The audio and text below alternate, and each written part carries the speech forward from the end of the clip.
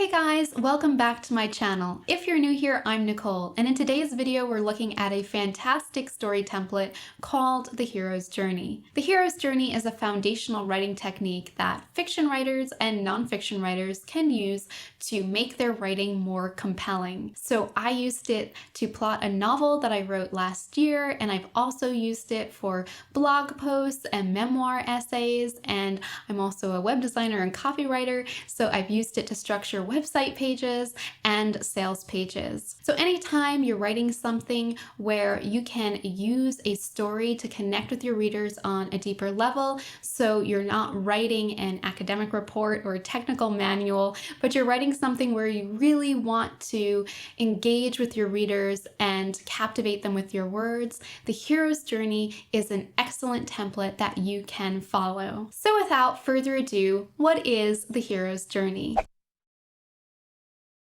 The term the hero's journey was coined by American scholar Joseph Campbell in his book The Hero with a Thousand Faces to describe an archetypal story pattern in world myths and historical accounts. And it's the familiar story of a main character who has to go on a journey and overcome various obstacles and struggles to reach his or her goal. Christopher Vogler, a film producer and writer, took this concept of the hero's journey from Joseph Campbell's book, and he boiled it down, made it a little bit easier to understand, and laid it out so that screenwriters would be able to take this concept and apply it to writing screenplays.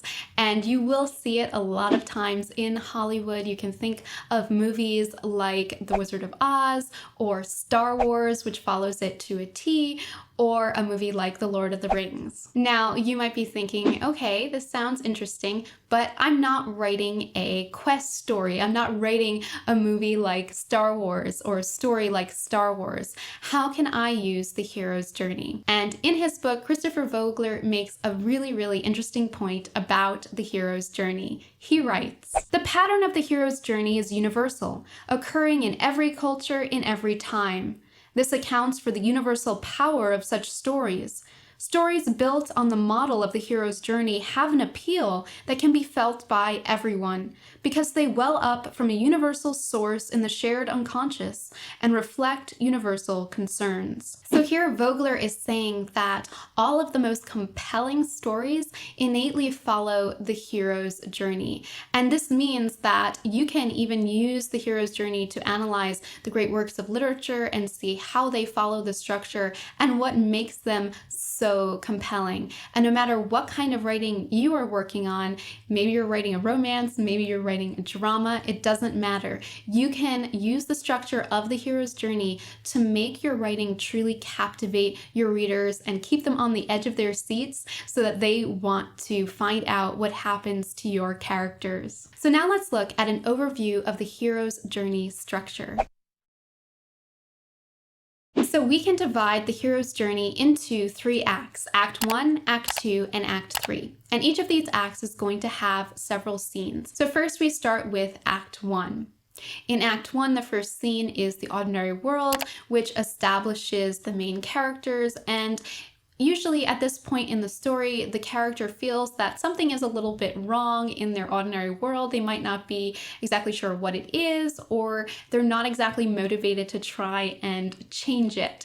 So you can think of movies like The Wizard of Oz, which has a really great establishing of that ordinary world, where that part of the movie is shot in sepia and the rest of the movie is shot in color. After the ordinary world, we have the call to adventure, also called the inciting incident, and this is where the main character is going to face a very big problem that they're going to have to resolve. So this is where they're going to find out maybe that they have to go on this journey, but usually they're a little bit reluctant to begin this journey, and so we have a scene called refusal of the call, and that leads to the next scene, which is the meeting with the mentor, where they have some kind of mentor figure who helps to prepare them for this journey ahead and talk them into going on that journey, like Gandalf, who convinces Frodo that he has to leave the the Shire,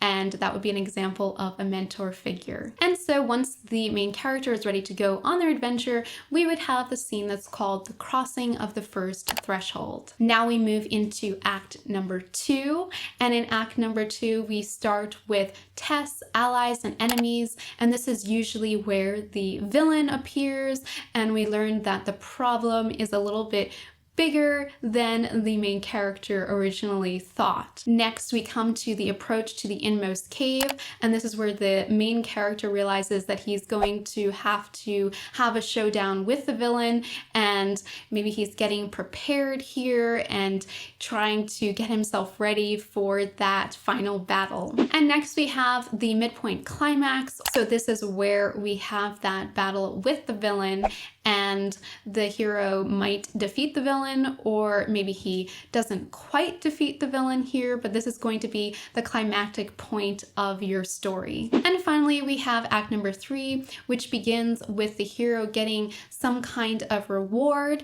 So maybe they didn't quite defeat the villain, but they still come to a deeper understanding about themselves. And what makes the hero's journey so compelling is that you want your character to have an arc. So by following the hero's journey at this point, your character would be changed from who they were at the beginning of the story. So they might have a newfound wisdom here, or a deeper understanding of who they are, or they're a changed person. Maybe they were a terrible person at the beginning of the story, and now they've had a change of heart. So if you think of a story like A Christmas Carol by Charles Dickens, where we have a character like Scrooge, who is this terrible, miserly person at the beginning of the story, but at the end of his journey, he has a complete transformation of character and is a completely different person, and even better person than those around him. And the next scene here is the road back, where now the hero is returning to their ordinary world.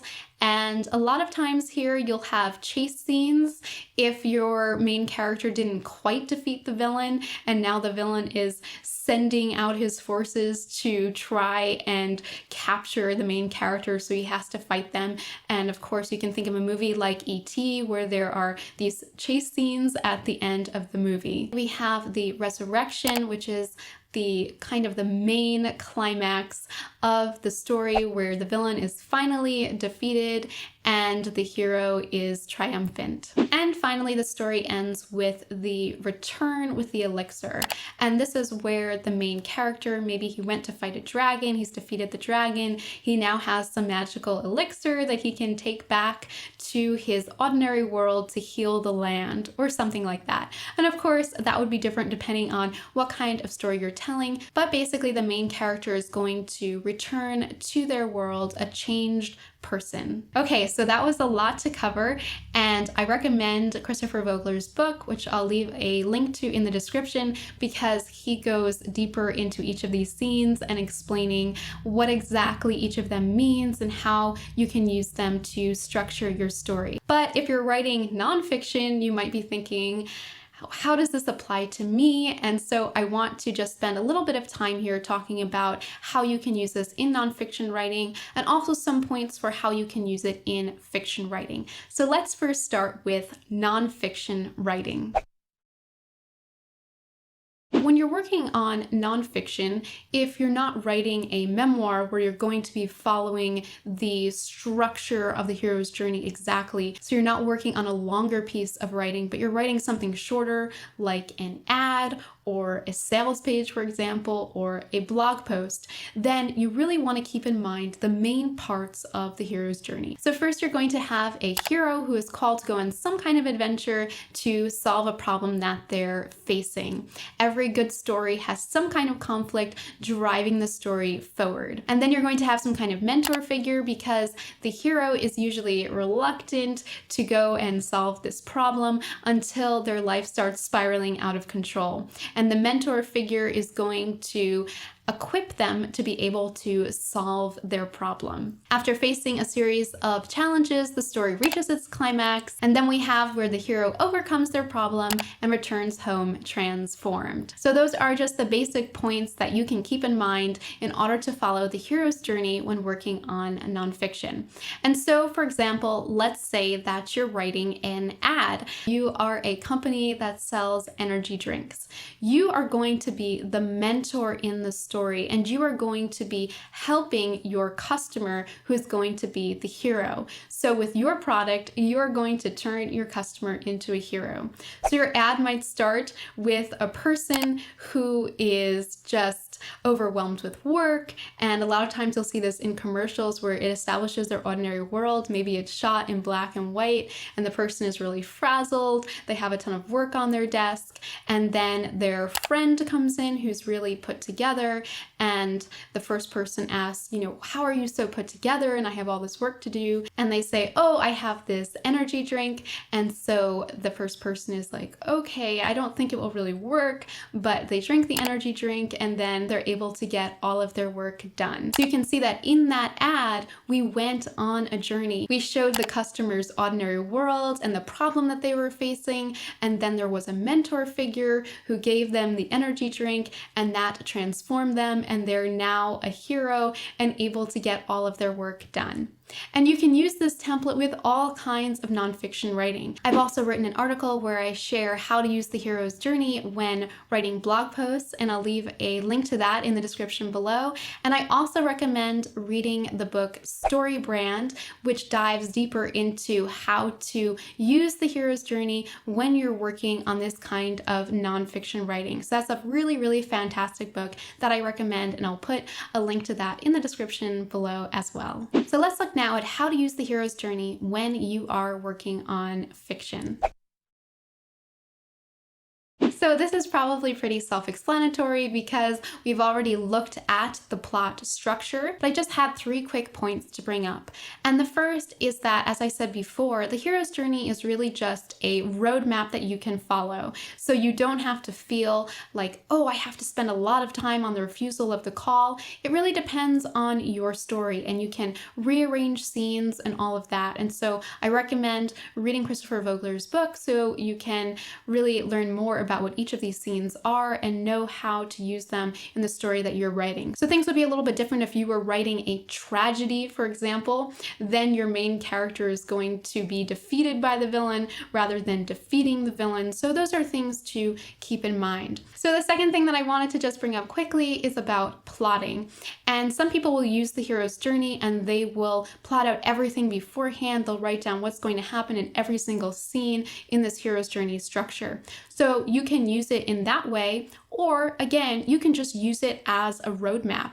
So if you don't plot out everything beforehand, it's still a really great structure to use to keep in mind as you're writing, because you'll know, oh, okay, now I need to have the climax. Maybe you didn't have it plotted out beforehand, but as you're writing, you'll know the scenes that you need to include in your story. And that leads into my third point that I just want to address quickly, which is that I hear from a lot of people that they think that the hero's journey is a bit formulaic, and they're afraid that if everybody knows this plot structure of the hero's journey, won't that make stories predictable? But what I think is so helpful about the hero's journey is that it gives us this template that tells us the scenes that we need to have in our stories so that our readers don't feel cheated. So for example, if you introduced a villain in your story, but the main character never encountered that villain later on, never defeated them or was defeated by them, the villain just disappears, your readers are going to say, what happened? So that's what's so helpful about the hero's journey structure, is it's giving us this great template that we can follow. When you have a villain in your story, your readers are going to expect that there is going to be a final showdown. So there are certain scenes that they can predict. But what is keeping them interested in reading is that they want to find out how the character is going to end up defeating the villain. Now, if you're not necessarily writing for readers, so you're writing just a work of art, like you want to be like Marcel Proust or something like like that, then you might not want to follow the hero's journey. But if you are writing a book that you really want to captivate your readers and you want to connect with them on a deeper level, then the hero's journey is a fantastic structure to follow. I hope you found this video helpful. Leave a comment down below letting me know how you've used the hero's journey in your writing or how you will use it in a future piece of writing. And I'd also love to hear if you've seen a movie or read a book that follows the hero's journey in a unique way. I really just love using this template when I am watching a movie or reading a book to see how it follows this structure and identifying when is the inciting incident and things like that. And that really helps to make my own writing stronger as well, to see how books and movies follow this structure. Make sure to also give this video a like if you enjoyed it and subscribe to me here on YouTube. And I'll also leave a link